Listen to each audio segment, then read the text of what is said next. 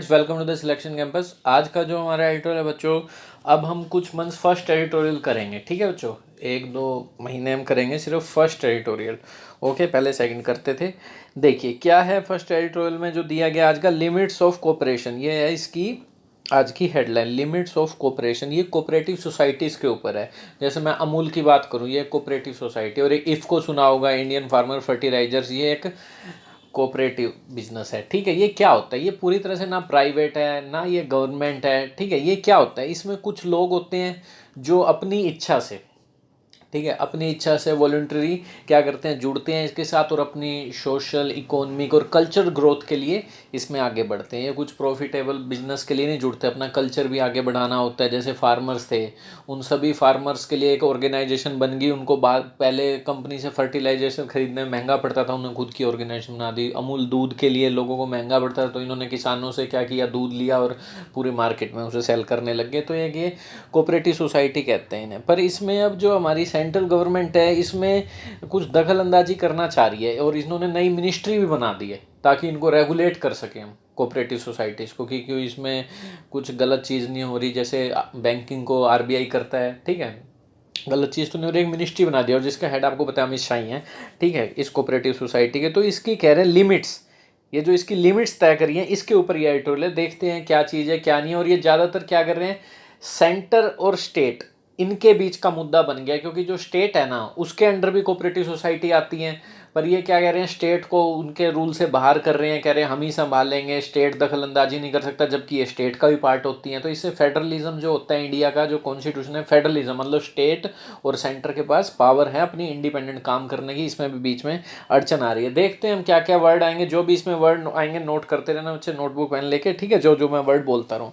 करें स्टार्ट। अगर आप चैनल पर नए हैं तो चैनल कीजिए subscribe, so that you get notification.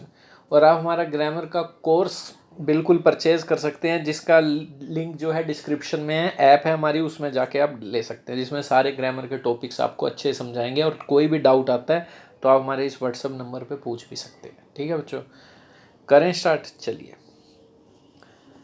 Limits of cooperation. Limits of, ये जो भी कोऑपरेशन है इसकी लिमिट क्या है, लिमिट तय करी है। जो on reforms in cooperative sector, जो ये रिफॉर्म आए हैं कोऑपरेटिव सेक्टर पे, इन सोसाइटीज़ के लिए जो रिफॉर्म आए, इसके ऊपर ये एटोल है। Reforms in cooperative sector should, ये शुड किसके लिए आया, रिफॉर्म्स के लिए आया। ठीक है, ये वर्ब शुड जो है रिफॉर्म्स है, ये प्रीपोजिशन का ऑब्जेक्ट है। शुड नॉट बी, जो कह रहे हैं रिफॉर्म्स ला तो रहे हो, ठीक है तुम कोऑपरेटिव सेक्टर पे, should not be at the cost of federal principle, पर ये उस कीमत पे नहीं आने चाहिए। किस कीमत पर, फेडरल प्रिंसिपल की कीमत पर। अब ये क्या है फेडरल प्रिंसिपल, ये समझ लो अच्छे से। फेडरल प्रिंसिपल की को दाव पे लगा के मत लाओ रिफॉर्म। फेडरल प्रिंसिपल, फेडरलिज्म मतलब होता है जिसमें, एक तो फेडरल का मतलब सेंटर भी होता है, सिर्फ सेंटर की सरकार, पर फेडरलिज्म का मतलब जो है असली, वो ये है कि स्टेट के पास अपनी अलग जुरिस्डिक्शन है, सेंटर के पास अपनी अलग जुरिस्डिक्शन है, दोनों इंडिपेंडेंट काम करते हैं, दोनों के पास पावर का डिस्ट्रीब्यूशन है। और एक यूनिटरी सिस्टम होता है, ये तो है फेडरल सिस्टम। एक हो गया यूनिटरी, जिसमें सारी की सारी पावर सेंटर के पास है, उसे कहते हैं यूनिटरी सिस्टम। ठीक है, फेडरल सिस्टम क्या होता है, स्टेट के पास भी अपने अधिकार हैं, ठीक है, अपने क्या कहते हैं ये आईएएस ऑफिसर, इनकी पीसीएस अलग होते हैं, इनके क्या कहते हैं अटॉर्नी जनरल अलग होते हैं। तो ये कह रहे हैं इनकी अलग इंडिपेंडेंस है और स्टेट की अलग है, दोनों के पास पावर का डिस्ट्रीब्यूशन है। ठीक है, सबका अपना अपना अधिकार है। सब मुख्यमंत्री जो है उनकी अपनी अलग हवा है, और जो प्राइम मिनिस्टर हैं उनकी अलग हवा है। तो सारे ठीक है, ये फेडरलिज्म कहलाता है, स्टेट और सेंटर बराबर के होना। ठीक है, पावर का बटा होना। The cooperative movement certainly needs, cooperative movement के लिए वर्ब आ गई नीड्स, सर्टेनली नीड्स, इसको जरूरी है, सर्टेन का मतलब निश्चित, तो जरूरत है, पक्का जरूरत है किस चीज़ की, रिफॉर्म की। ठीक है, एंड रिविटलाइजेशन, रिविटलाइजेशन क्या होता है, रिविटाइल बोलो, रिवाइटल बोलेंगे सॉरी से, रिवाइटलाइजेशन क्या होता है, रिवाइटलाइजेशन। रिवाइटल गोली सुनी होगी आपने, ऐड करते कभी सलमान खान कभी अक्षय कुमार, रिवाइटल की वजह आपकी एनर्जी कम होगी, रिवाइटल गोली खा लो फिर से एनर्जी आ जाएगी। तो इसका मतलब क्या हुआ, रिवाइटलाइजेशन का मतलब रिकवरी होना, रीस्टोर होना, आपके बाद दोबारा से एनर्जी और स्ट्रेंथ या इंथुजियाज्म आ जाना। तो कह रहे हैं कोऑपरेटिव मूवमेंट सर्टेनली, इसको जरूरत है रिफॉर्म की और फिर से उठ खड़ा होने की। ठीक है, बेसेट बाय पॉलिटिकल इंटरफेरेंस, क्या है इसका मतलब, बेसेट बाय पॉलिटिकल इंटरफेरेंस, बेसेट का मतलब होता है अफेक्टेड बाय, अफेक्ट करना किसी को बुरे वे में, affect something in a bad way. ठीक है, प्लेयर्स को उनकी इंजरी ने बेसिट कर दिया, मतलब अफेक्ट कर दिया और वो खेल नहीं पाए। तो कह रहे beset by political interference many cooperative societies, many cooperative society के लिए बेसिट पास्ट पार्टिसिपल है, ठीक है। Many cooperative societies do not hold elections regularly, कह रहे हैं पॉलिटिकल इंटरफेरेंस के दबाव में अफेक्ट होकर बहुत सी कोऑपरेटिव सोसाइटीज़ के लिए आया ये बेसिट बाय, ठीक है। Do not hold election regularly, तो कोऑपरेटिव सोसाइटीज़ के अपने इलेक्शन होते हैं, ठीक है, जिसमें ये मेंबर चुनते हैं, इनके इलेक्शन रेगुलरली नहीं हो रहे, ठीक है, नहीं होते हैं इनके द्वारा अफेक्ट होने के कारण। While some are superseded frequently, while some are superseded frequently, some कुछ हैं जो उनका क्या होता है सुपरसीडेड हो जाती हैं। सुपरसीड का मतलब क्या होता है? सुपरसीड का मतलब होता है कितने वर्ड चाहिए आपको इसके। सुपरसीड का मतलब किसी की जगह ले लेना, जो ओल्ड फैशन हो गया उसकी जगह ले लेना, सुपरसीड, ठीक है। सुपर उनका क्या कहते हैं, एक तरफ से नया वर्जन आ जाना, सुपर वर्जन, ये होता है सुपरसीडेड का मतलब। जैसे रिप्लेस बोल लो, सक्सीड बोल लो, ठीक है, कि किसी का बेटा उसको सक्सीड करेगा, उसके सिंहासन को सक्सीड बोल लो, ठीक है। अकबर ने सक्सीड किया हुमायूं को। अब ये बातें समझ आ गई, सुपरसीड का जगह लेना। स्टीम इंजन की पहले ट्रेन्स होती थी, उनकी जगह किसने ले ली? इलेक्ट्रिक ट्रेन्स ने, तो सुपरसीडेड हो गया। रिप्लेस कह लो, डिस्प्लेस कह लो, ठीक है। चलो द 90th, और कह रहे हैं कुछ एक तो सुपरसेड हो जाती है, मतलब रिप्लेस होके आ जाती हैं फ्रीक्वेंटली, लगातार। The 97th constitution amendment, 97th जो अमेंडमेंट है वो कोऑपरेटिव सोसाइटी के ऊपर की गई थी amendment, which came into effect in 2012, जो 2012 में हुई थी। केम इनटू इफेक्ट मतलब लागू हुई थी। वाज अ मेजर स्टेप, ये वाज किसके लिए आया है? इस अमेंडमेंट के लिए है, बाकी ये रिलेटिव प्रोनाउन इसी के लिए एक्स्ट्रा इन्फॉर्मेशन है, पर वाज किसके लिए है? कॉन्स्टिट्यूशन अमेंडमेंट के लिए है, ठीक है। Was a major step towards infusing, जो ये अमेंडमेंट की गई थी एक मेजर स्टेप था किसके प्रति? इन्फ्यूजिंग ऑटोनमी, इन्फ्यूज कर देना, इन मतलब किसी के अंदर फ्यूज कर देना, सुफ्यूज भी बोल सकते हो इसे, इन्फ्यूज सुफ्यूज एक ही बात है, फिल कर देना, भर देना, ठीक है। तो कह रहे हैं एक मेजर स्टेप था, इनके अंदर ऑटोनमी भर दी गई थी। ऑटोनमी का मतलब ये खुद सेल्फ गवर्न कर सकती है, किसी और का राज नहीं है, ऑटोनोमस बॉडी है। डेमोक्रेटिक फंक्शनिंग, और क्या क्या इन्फ्यूज किया गया था, ये प्रीपोजिशन है ना इसलिए जेरेंड आया है। Step towards infusing autonomy, democratic functioning and professional management, ये सब इनके अंदर अमेंडमेंट की गई थी। प्रोफेशनल तरीके से मैनेजमेंट कर सकते हैं। डेमोक्रेटिक फंक्शनिंग है इनकी। डेमोक्रेटिक का मतलब होता है वही इंडिपेंडेंट काम करना, सबके बराबर अधिकार है, कोई बड़ा छोटा नहीं है इसमें, ठीक है। ऑटोनोमस तरीके से करना, सेल्फ गवर्न होके, ये डेमोक्रेसी की एक खूबसूरती है। हमारे इंडिया जो है डेमोक्रेटिक कंट्री, इसका मतलब क्या है? इसका मतलब या तो लोग राज करेंगे या लोगों के द्वारा चुने हुए लोग राज करें, और सबके पास बराबर के अधिकार है। तो यही है डेमोक्रेटिक फंक्शनिंग जो भी इसमें अमेंड की थी, और प्रोफेशनल मैनेजमेंट इनमें इन्फ्यूज किया गया था। ये सब चीज़ें इस अमेंडमेंट में हुआ था, ठीक है। रिसेंट क्या हुआ है?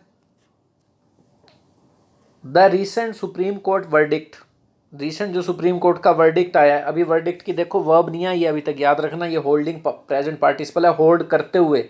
जो ये सुप्रीम कोर्ट का रिसेंट वर्डिक्ट आया, होल्ड करते हुए अमेंडमेंट अनकॉन्स्टिट्यूशनल, इसने अमेंडमेंट को अनकॉन्स्टिट्यूशनल होल्ड कर दिया। होल्ड का मतलब एक तरह से अनकॉन्स्टिट्यूशनल करार दे दिया, ठीक है, इस वर्डिक्ट ने। टू द एक्सटेंट, उस हद तक, ठीक है, इस अमेंडमेंट को ही अनकॉन्स्टिट्यूशनल कह दिया है, उस हद तक इट अप्लाइड टू, जो ये अमेंडमेंट है उस हद तक it applied to cooperative societies under the control of states. अब आया इज, ये जो वर्डिक्ट है अब इसके लिए वर्ब आई है, ये इज, ठीक है। तो कह रहे हैं उस हद तक इसे अनकॉन्स्टिट्यूशनल करार दे दिया। It applied to cooperative under the control of state, जहाँ तक ये कोऑपरेटिव सोसाइटी स्टेट्स का अंदर आती हैं, स्टेट्स का मामला है। देखो दिक्कत ये है, जो राज्य सरकार है स्टेट की कुछ पावर छीनने को कह रही है, तभी तो मिनिस्ट्री बना दी है कि भाई अब पहले क्या होता था, स्टेट्स के पास भी कुछ राइट्स होते थे कोऑपरेटिव सोसाइटी को मैनेज करने के, कंट्रोल करने के, ठीक है भाई, ये डिसाइड करने के, कुछ मेंबर्स भेजने के। अब ये सेंट्रल मिनिस्ट्री बना दी, कहीं इनकी पावर ना छीन जाए। तो ये इसीलिए कह रहे हैं इस अमेंडमेंट को अनकॉन्स्टिट्यूशनल करार दे दिया। जहाँ तक बात करें उस हद तक करें जहाँ तक ये कोऑपरेटिव सोसाइटी की जो अमेंडमेंट है स्टेट्स के अंडर कोई बात आती है इसके अंदर। इज अ रिमाइंडर, तो ये वर्डिक्ट एक रिमाइंडर है, याद कराने वाली बात है, that even well intentioned efforts, कि यहाँ तक कि जो वेल इंटेंशनड एफर्ट्स भी होते हैं ना, ये जो अमेंडमेंट थी एक तरह से तो वेल इंटेंशनड ही थी ना, क्योंकि डेमोक्रेसी किस लिए बनाई गई थी अमेंडमेंट की, इनमें ऑटोनोमस आ जाए, ऑटोनोमी हो, डेमोक्रेसी हो, सब कुछ साफ हो, सबके बराबर अधिकार हो, इसलिए ये अमेंडमेंट की गई थी। इसलिए कह रहे हैं वेल इंटेंशनड एफर्ट्स को भी कई बार सुप्रीम कोर्ट को क्या करना पड़ता है, unconstitutional. That well intent effort towards reforms, ठीक है, ये एक रिमाइंडर है, ये जो वर्डिक्ट है इसके लिए क्या, ये एक रिमाइंडर है। क्या रिमाइंडर है, डेट, यहाँ तक कि वेल इंटेंशनड एफर्ट्स, एफर्ट्स के लिए भी वर्ब नहीं आई है, इंतजार करना, सारे प्रीपोजिशन के ऑब्जेक्ट हैं बाकी। Well intentioned effort towards reform can not be, ये री कैन नॉट आगे कह रहे हैं वेल इंटेंशनड एफर्ट जो होते हैं ना रिफॉर्म्स की तरफ, can not be at the cost of the quasi federal principles underlying the constitution. कह रहे हैं ये उस कीमत पे नहीं हो सकते कोई भी एफर्ट जिसमें क्या, कौन से प्रिंसिपल दाव पे लग जाएं, क्वासी फेडरल प्रिंसिपल दाव पे लग जाएं जो कॉन्स्टिट्यूशन का बेसिक है। अंडरलाइन का मतलब to be the cause of something या बेसिक पार्ट ऑफ समथिंग। एक अंडरलाइन एडजेक्टिव भी होता है, अंडरलाइन मतलब छिपा हुआ, लाइन के पीछे छुपा हुआ, इंपॉर्टेंट है वर्ड, छिपा हुआ है, पर यहाँ ये वर्ब है अंडरलाइन वर्ड कॉन्स्टिट्यूशन, ठीक है। The principle that underline the policy of a company, ऐसे बोल दिया, इसका मतलब बेसिक है, इसका बेसिक प्रिंसिपल है जो कॉन्स्टिट्यूशन का। क्या है बेसिक कॉन्स्टिट्यूशन का प्रिंसिपल, ये रहा क्वासी फेडरल प्रिंसिपल, ये है जो कॉन्स्टिट्यूशन का मेन पार्ट है। इसके ऊपर चोट नहीं पहुंचनी चाहिए, चाहे एफर्ट कितने ही तुम्हारे वेल इंटेंशनड हो। अब बताओ क्वासी फेडरल प्रिंसिपल क्या होता है। फेडरल मैंने आपको बताया था, जिसमें सेंटर और सरकार दोनों के पास अपने अपने राइट्स हैं। भाई सरकार अपना मुख्यमंत्री, स्टेट का अलग होता है, उनकी अलग पावर होती है, प्रधानमंत्री की अलग होती है। और एक यूनिटरी सिस्टम क्या होता है, यूनिटरी सिस्टम का मतलब होता है सारे ही राज सेंटर के पास है, सारी पावर, ये यूनिटरी होता है, सेंटर के पास है ना, देखो, ठीक है। और मिक्स बात कर दूँ तो मैं मिक्स मतलब क्वासी फेडरल, मिक्स इंडिया का अगर कॉन्स्टिट्यूशन की बात करूँ तो मिक्स है, यूनिटरी भी है यहाँ पे, फेडरलिज्म भी है। फेडरलिज्म का मतलब क्या है, स्टेट के पास भी कुछ राइट है, अपने आईएएस पीसीएस ऑफिसरों को जो भी है, क्या कहते हैं, इनके लिए जो भी बनाना रूल्स वगैरह, इनके अपने राइट्स भी हैं, ठीक है। और इनमें एक तरह से यूनिटरी भी है, क्योंकि देखो यूनिटरी कैसे है, जो सरकार है, मोदी जी की सरकार है या सेंट्रल सरकार है बीजेपी की, या कोई भी सरकार है, वो सेंटर की सरकार इन स्टेट्स में दखल अंदाजी कैसे कर सकती है, इनकी बाउंड्री सेट कर सकती है कि भाई आज से तुम्हारा स्टेट यहीं तक है, तुम और दो बाकी का है वो डिवाइड हो रहा है, जैसे तेलंगाना आंध्र प्रदेश हो गया, ये सेंटर की जरूरी है इसमें, ठीक है, अहमियत सेंटर तय करते हैं। नाम बदल सकती है इन स्टेट के, भाई कल से तेरा नाम चल कुछ और ही है, कोई भी नाम रख दिया किसी स्टेट का, तो ये इसे कहते हैं यूनिटरी सिस्टम की पावर किस पे है, सेंटर पे है। तो दोनों चीज़ें हमारे देश में, हमारा जो कॉन्स्टिट्यूशन है क्वासी फेडरल प्रिंसिपल के ऊपर डिफाइन करता है। आगे इतनी बात समझ, क्वासी फेडरल है मतलब फेडरलिज्म भी है, क्वासी और यूनिटरी भी है, इसे मिक्स करके कहते हैं क्वासी फेडरल। तो कह रहे हैं ये नहीं बिगड़ना चाहिए भाई, जो कॉन्स्टिट्यूशन का मेन पार्ट है, ठीक है। द अमेंडमेंट एडिड पार्ट, ये जो अमेंडमेंट हुई थी इसने पार्ट 9B को कॉन्स्टिट्यूशन में ऐड कर दिया था, ठीक है। कंसर्निंग, किससे रिलेटेड है ये, कंसर्न का मतलब रिलेट होना, किससे रिलेटेड है ये 9B, कंसर्निंग कोऑपरेटिव सोसाइटी से रिलेटेड है, ठीक है। ये जो अमेंडमेंट हुई थी इसने एक 9B को ऐड किया था कॉन्स्टिट्यूशन में, जो ये 9B पार्ट था, ये किससे रिलेटेड है, कंसर्न का मतलब रिलेट होना भी होता है, चिंता होना भी होता है, यहाँ चिंता तो नहीं हो रही, रिलेटेड टू किससे है, कोऑपरेटिव सोसाइटी से। Next, part 9B delineated the contour of, ये वर्ड नोट कर लो जल्दी से, पार्ट 9B डेलिनिएटेड का मतलब क्या होता है, डेलिनिएटेड का मतलब होता है चित्रित करना। चित्रित करना का मतलब अगर आप इंग्लिश में वर्ड नोट करोगे तो इसे आप यूँ कह सकते हो, शो करना, डिस्क्राइब करना, पोर्ट्रेट, डिपिक्ट, कुछ भी कह सकते हो इसे, ठीक है। जैसे मैं कहूँ the way to hotel was clearly delineated on the map, map में जो रास्ता है होटल की तरफ जाने का वो साफ साफ दिखाई दे रहा है। डेलिनिएटेड का मतलब क्या हो गया, चित्रित होना, दिखाई देना, कोई नक्शा है उस पर आपको सारे रास्ते दिख रहे हैं तो वो डेलिनिएटेड है, दिख रहा है। पोर्ट्रे कह लो, पोर्ट्रे शो करना, ठीक है। पोर्ट्रे के अलावा और डिपिक्ट भी कह सकते हैं, DEPICT, डिपिक्ट, ठीक है। डिस्क्राइब भी कह सकते हो। और ये क्या है, तो ये कह रहे हैं पार्ट 9 भी क्या दिखाता है, क्या शो करता है, क्या डिस्क्राइब करता है, द कॉन्टोर ऑफ, कॉन्टोर का मतलब लिख लो, कॉन्टोर का मतलब डिज़ाइन होता है, सिंपल डिज़ाइन, शेप, आउटलाइन, जैसे ये आउटलाइन बना दी, डिज़ाइन, शेप, फिगर, ठीक है। तो कह रहे हैं पार्ट 9 भी क्या दिखाता है, डिज़ाइन दिखाता है। किस चीज़ का डिज़ाइन दिखाता है कि what state legislation on cooperative society ought to contain. ये अमेंडमेंट में जो पार्ट 9 भी ऐड किया गया था ये साफ साफ डेलिनिएट करता है, ये डिस्क्राइब करता है कि भाई कॉन्टोर, कॉन्टोर का मतलब डिज़ाइन, शेप, ये क्या शेप है, मतलब क्या डिज़ाइन, कॉन्टोर ऑफ किस चीज़ का डिज़ाइन दिखाता है, ये किस चीज़ का डिज़ाइन दिखाता है, what state legislation on cooperative society ought to contain, contain के लिए वर्ब है व्हाट, ऑब्जेक्ट है सॉरी व्हाट, ठीक है, कि स्टेट का जो लेजिस्लेशन है, मतलब स्टेट के जो भी कानून है, विधानसभा है जो भी है स्टेट की, ठीक है, on cooperative societies, cooperative society के ऊपर ought टू कंटेन, कि स्टेट के पास कौन कौन से लेजिस्लेशन है, मतलब कौन कौन से अधिकार हैं कानून बनाने के, क्या क्या इसमें कंटेन होने चाहिए, ought टू कंटेन क्या क्या होने चाहिए, ये शो करता है पार्ट 9 भी, ठीक है। Including provisions on the maxi, इसमें क्या क्या इंक्लूड है, प्रोविजंस, ऐसे ऐसे रूल हैं, प्रावधान है क्या, maximum number of directors in each society, कितने डायरेक्टर हो सकते हैं एक सोसाइटी में, reservation for seats for SC और एसटी, ये रिजर्वेशन है एससी एसटी के लिए, वुमेन्स के लिए, इसके साथ साथ duration of the term of elected member, duration कितनी होनी चाहिए, जो इलेक्ट करे गए मेंबर कोऑपरेटिव उनका कितना कार्यकाल होना चाहिए, अमंग अदर्स, ये सब हैं इसमें, ठीक है, इस 9th बी में ये बताया गया है। तो क्वेश्चन क्या है, before the court was, question के लिए आइए वाज, क्वेश्चन क्या है कोर्ट के बाद, वेदर द 97th अमेंडमेंट जो ये की गई थी, ये क्वेश्चन है सुप्रीम कोर्ट के पास, कि इम्पैक्टेड, क्या ये इम्पैक्ट करती है, नेगेटिव वे में कोई प्रभाव डालती है, legislative domain of the state legislature, किस पे प्रभाव डालती है, legislative domain of the state legislature, कह रहे हैं ये जो अमेंडमेंट की गई थी, कहीं ना कहीं ये स्टेट की जो कानून बनाने की पावर है, जो ज्यूरिसडिक्शन है, जो अधिकार क्षेत्र है, जो डोमेन है, डोमेन का मतलब एरिया, स्कोप, रियल्म, रियल्म कह सकते हो, ज्यूरिसडिक्शन कहते हो, जो भी उनके पास फ्रीडम है, ये एरिया हमारा है भाई, ये ज्यूरिसडिक्शन हमारा है, क्या कहीं इसे तो नहीं इफेक्ट डाल रही है अमेंडमेंट, कि स्टेट के पास जो कानून बनाने की पावर है उसे ही तो नहीं क्या कहते इफेक्ट डाल रही है अमेंडमेंट, ठीक है, स्टेट बेचारे के पास कानून के कम तो नहीं हो जाएंगे और सारी पावर सरकार पे, सेंटर पे तो नहीं चली जाएगी, ये बात है।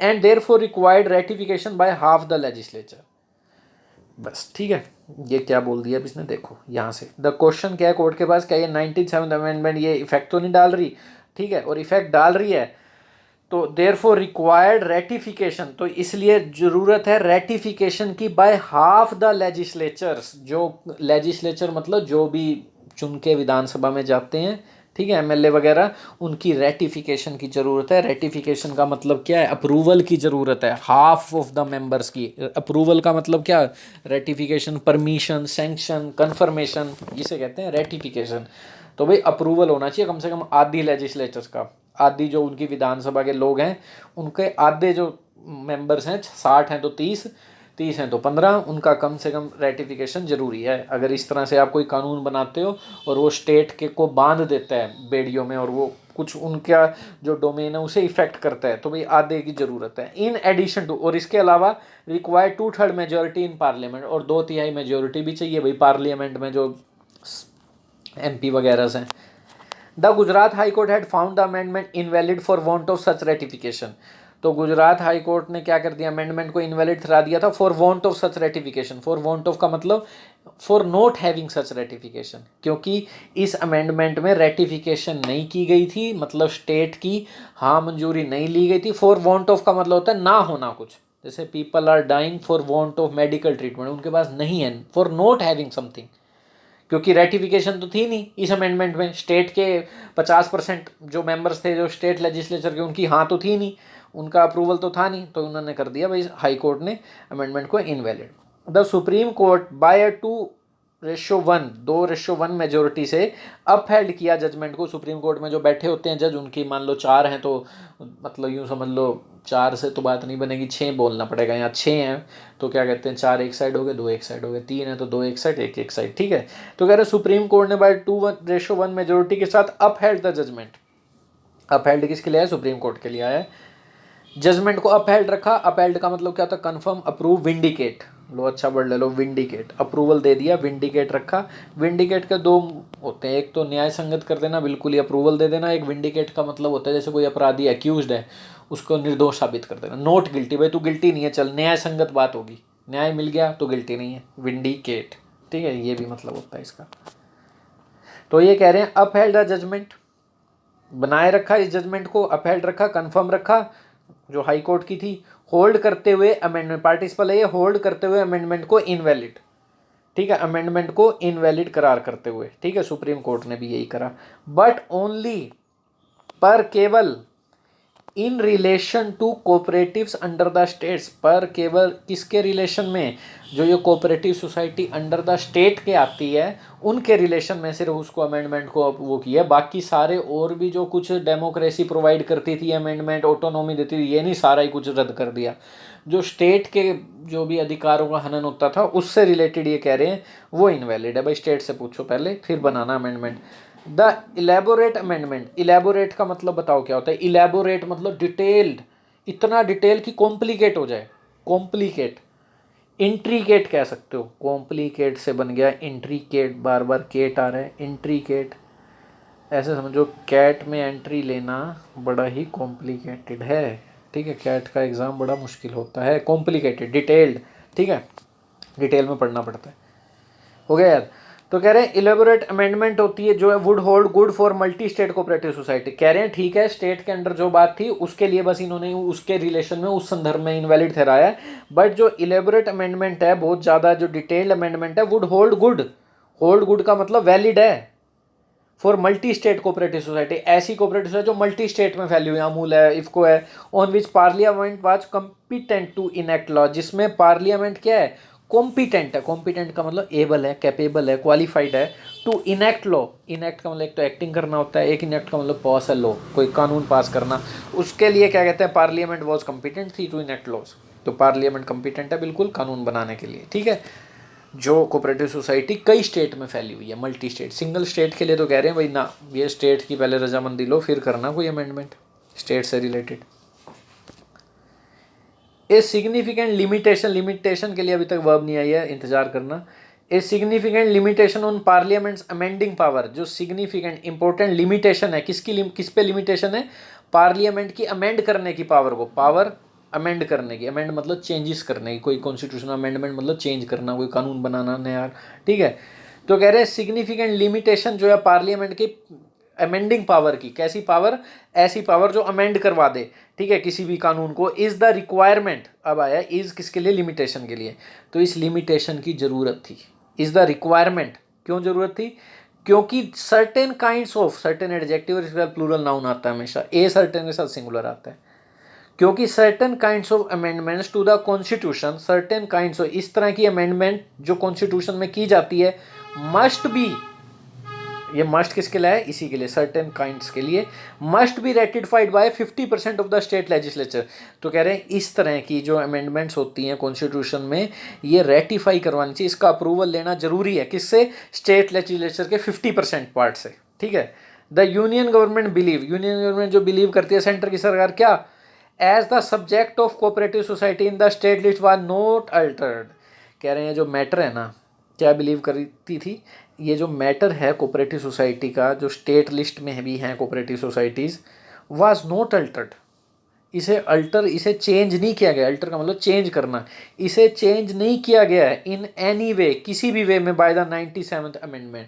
कह रहे हैं जो 97th अमेंडमेंट हुई है, इसमें स्टेट के जो लिस्ट, जो भी स्टेट लिस्ट की कोऑपरेटिव सोसाइटी है, उन्हें कोई भी चेंज नहीं किया गया, उस मैटर को कोई चेंज नहीं हुआ है, ठीक है, 97th अमेंडमेंट में। एंड दैट इट ओनली, कह रहे हैं और इस अमेंडमेंट में क्या हुआ है, subject knows altered in any way, और कह रहे हैं that it only outline guidelines.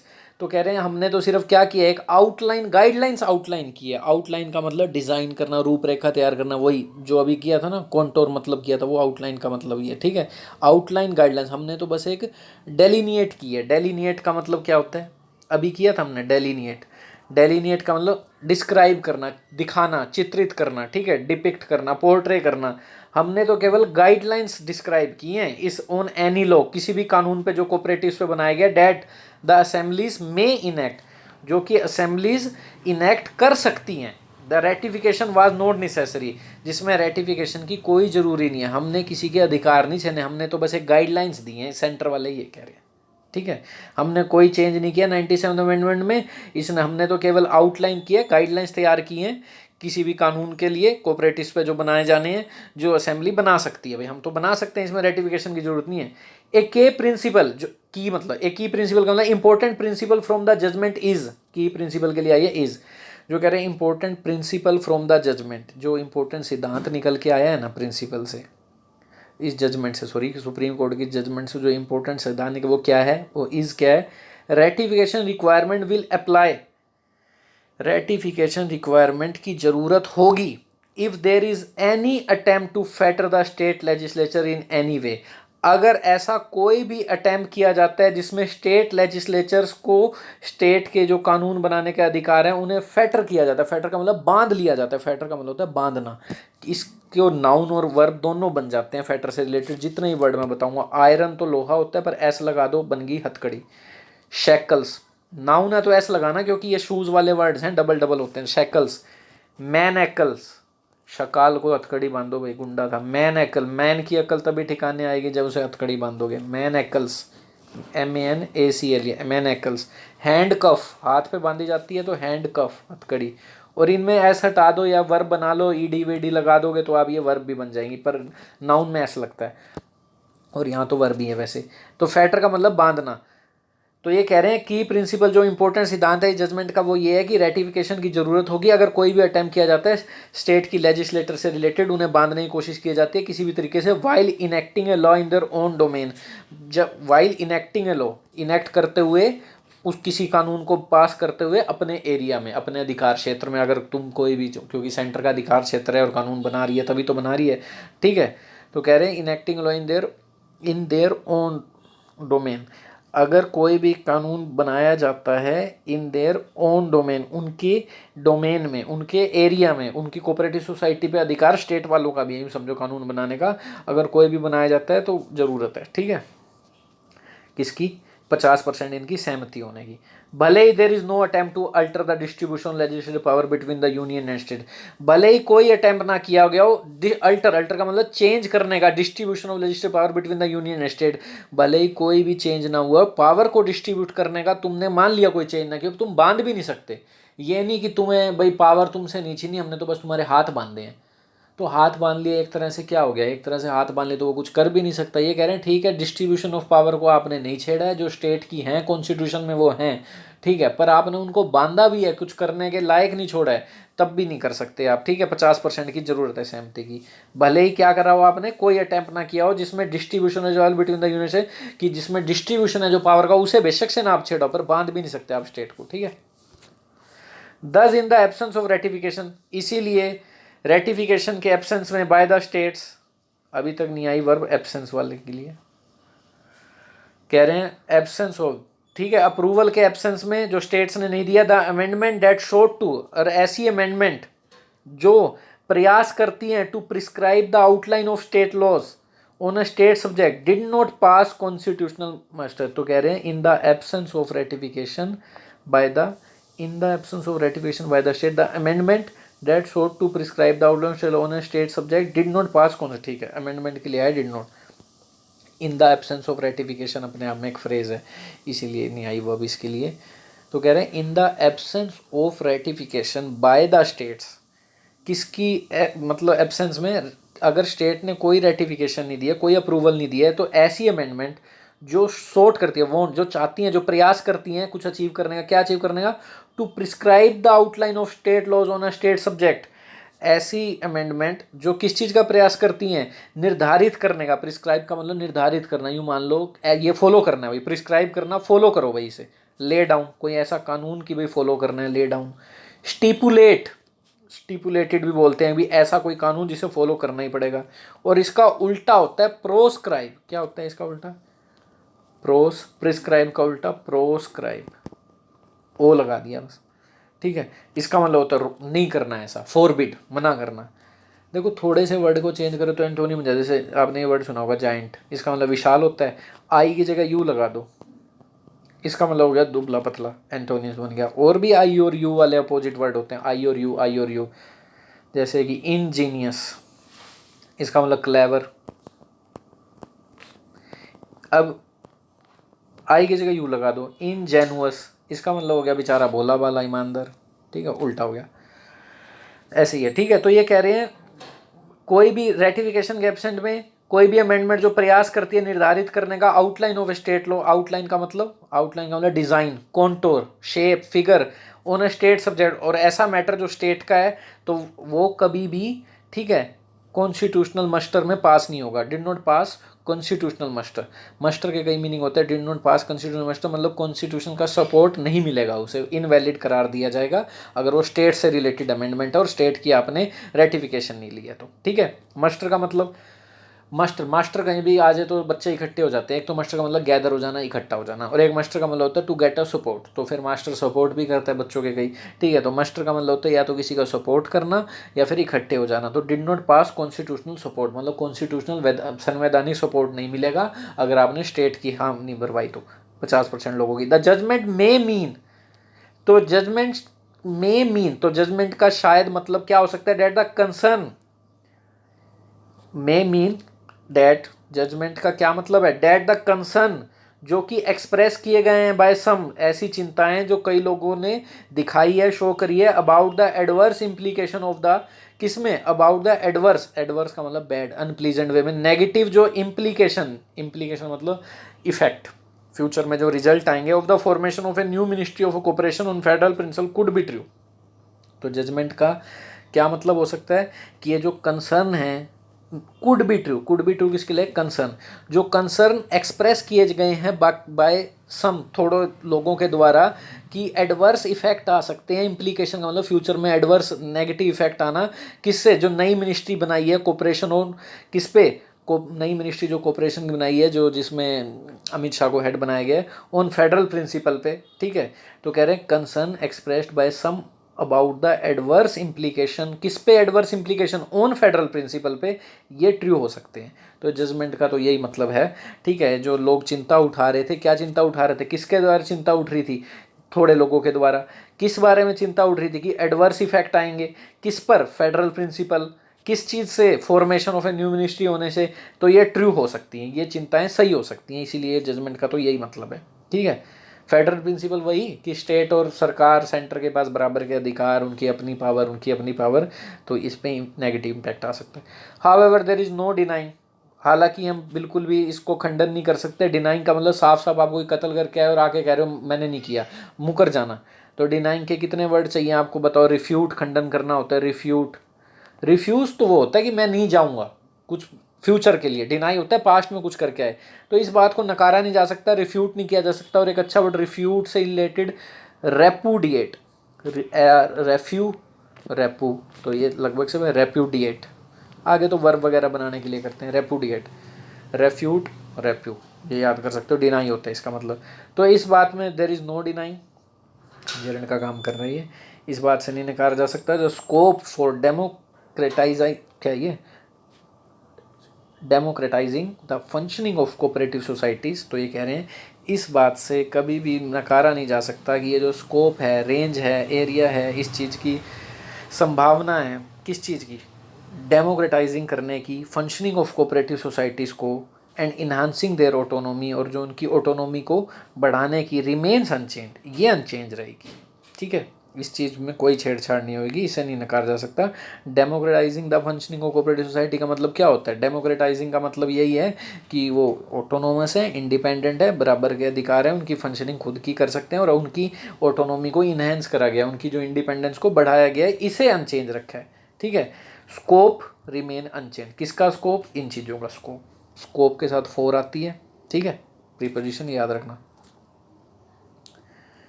Four के लिए ये जेरेंट, फोर के लिए ये जेरेंट। तो ये था हमारा आज का। और रिमेन वर्ब किसके लिए है, ये स्कोप के लिए।